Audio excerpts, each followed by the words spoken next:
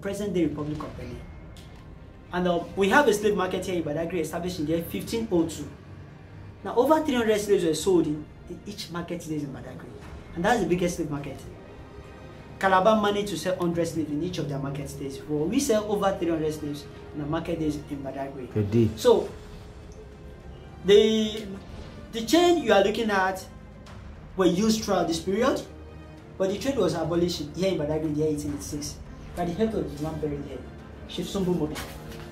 The father of this man was a slave facilitator, a middleman between the black and the white. The people living in Badagry usually buy slaves from their fellow black and resell to the white men because they cannot go to the hinterland to be looking for slaves. So all they needed to get are in Badagry. So the people of Badagry usually buy slaves and resell to the white people. That was what the father was doing. In the year 1852, the father signed the treaty of the abolition of slave trade. The father would serve 7 other chiefs in Badagry because Badagry has 8 quarters. And we still maintain the 8 quarters up to date. So the grandfather of the man buried there was the founder of these quarters. His name is Goi, and this quarters was named after Iboiko quarters. So he signed the treaty in the year 1852 and he died. The son, in the year 1886, when he has ascended the throne of his father, had to wage war against the Portuguese slave merchant. Badagry was a battleground between the Portuguese and the British government because of the slave. No, we have different coasts in Africa. We have Green Coast, we have Slave Coast, we have Gold Coast, we have Ivory Coast. We have more slaves in Nigeria, that's why they call Nigeria Slave Coast. Ghana is called Gold Coast because they have more gold. Ivory Coast, they have more of elephants over there. So, Chief Mobee, during his time, fought the Portuguese slave merchant, seized the last vessel that was leaving Badagry, and the slave inside the vessel. These are the real chain around their neck. So he brought the chain into his compound, and when he died, they buried him closer to the chain. That's why you are seeing his grave inside the museum. This is called the neck lock, and this is what a slave will need to carry around his our neck to work in the farm for 18 hours every day. While traveling, this chain will be around them for 3 to 4 months before they get to their final destination. And the chain is very heavy, and this will need to carry to travel that long. And this is used on slavery refused and orders by a white man. Often slavery refused to work in the farm. They force this into their hand down to the wrist. So most times they break the bone for this to get to the wrist. After forcing this to the wrist, they make the slave climb a platform. Then screw this to a tall tree. The master comes down and removes the platform. The slave will now be suspended on the tree, giving from morning to night. Because of this, most of the slaves die. The white people doesn't care because our forefathers were being exchanged for item. This is called the mouth play. Slaves are not allowed to talk or eat while working on the farm. So they usually pierce the lips of the slaves working inside the farm. So in the morning when they are set to go to the farm, they put it on their mouth and padlock their mouth like this. And this is called the light chain used on the hands of the small children. Any child given birth by a slave is a slave. These children were usually not allowed to move closer to their parents while working on the farm. So they usually group the children together, they chain their wrists together, make them sit down under a tree far away from where their parents are working. This is called the branding iron, and this performs 3 functions. The number 1 function of this is to pierce the lips of the slaves for them to be able to padlock their mouth. The second function is to write on their body. You know, slaves don't bear name, they bear the name of their master. And for them to be able to identify their slave was the reason why they usually write their name on the body of their slaves.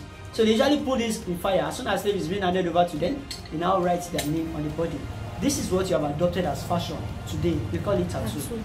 The last function of this is to pierce the foot of any slave that tried to run away being captured. They put this in fire, put the leg of the slaves on the falling tree, and eat this into the foot of the slave.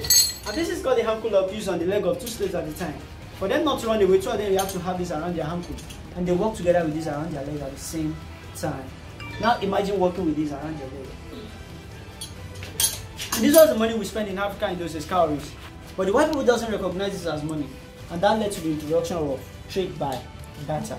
During the period of slave trade, a bottle of dry gin was investing of 10 human beings. Mirror was investing of 10 human beings, and umbrella goes of 40 human beings. A box of matches between 3 to 5 slaves. They used bargaining power for a box of matches, depending on your negotiation. This size of a cannon gun was investing of 40 human beings, while the big one outside, one of it was investing of 100 human beings. Over there is the drinking water pot. 40 to 50 slaves are meant to drink water from that pot at a time. They drink water with their hand being tied to the back. They bend down to the water like dog. In the course of leaping, they get caught by the head of the pot and their blood drips into the water. They will still have to drink the water like that because they have access to food and water once in a day. Please turn around. This was how the trade was abolished in the part of the world. In British West Indies, slavery was abolished in 1833. In Australia, 1861. In United States, 1863. In Brazil, 1888. In Africa, 1870. And here in Badagry, 1886. After the trade lasted for about 350 to 400 years. And finally, this is the picture of the well we have at the point of no return.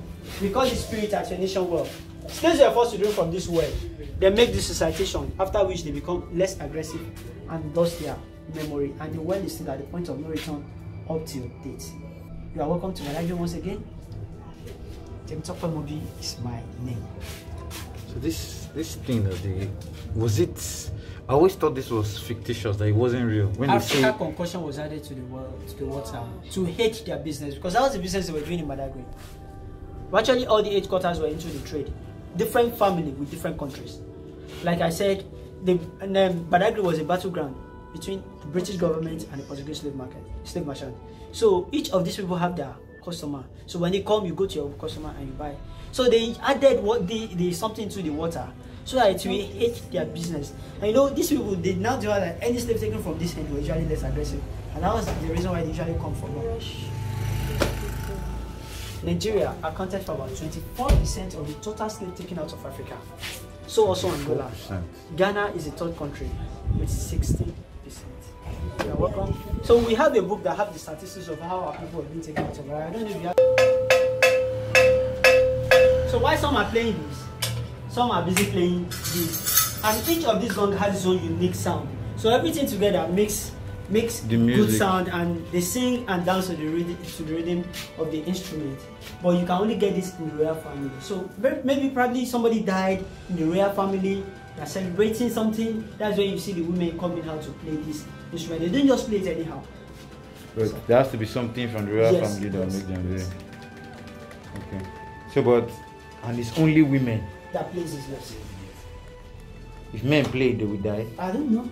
That's you know, I don't know if you have been to the Heritage Museum. Like we have a drum, starter drum. It's the second waterless drum.